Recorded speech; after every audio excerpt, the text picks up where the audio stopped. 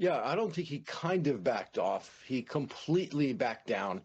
And the Europeans are being generous, allowing him a consolation prize, holding this Board of Peace ceremony at Davos and talking about a framework of a deal over the Arctic. But Trump conceded.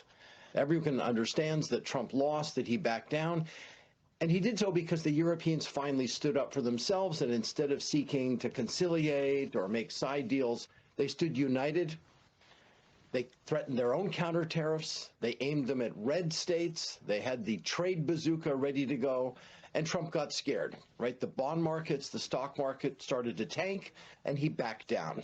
So we need to be clear exactly on who won and who lost and how much this has weakened America, not just in terms of Trump's bargaining power and his ability to threaten this way in the future, but also in terms of America's stature and prestige in the world. And that will be the most damaging long-run casualty of this reckless gambit of President Trump. A lot of damage.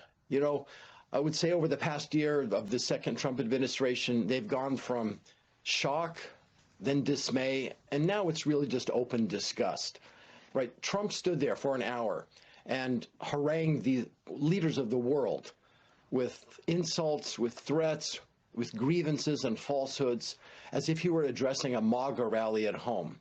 And as a Europe watcher, I have to tell you, the private and even now public expressions of disgust and dismay are really, really devastating. And I think America has essentially ceded the leadership of the free world, at least for the moment, to Mark Carney, right, the Canadian leader. And what he said was important, that going forward, they will have to seek to work around America, not with America. They will have to reduce their ties and their dependency on America because it can't be trusted not to bully them.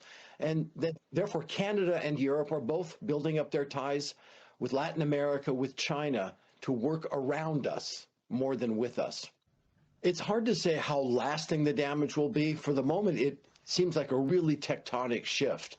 And it's hard to imagine America regaining the trust and confidence that existed between us and our allies, for the entire post-war period in any short order. It'll take a new administration. It'll take decades of work to reestablish that.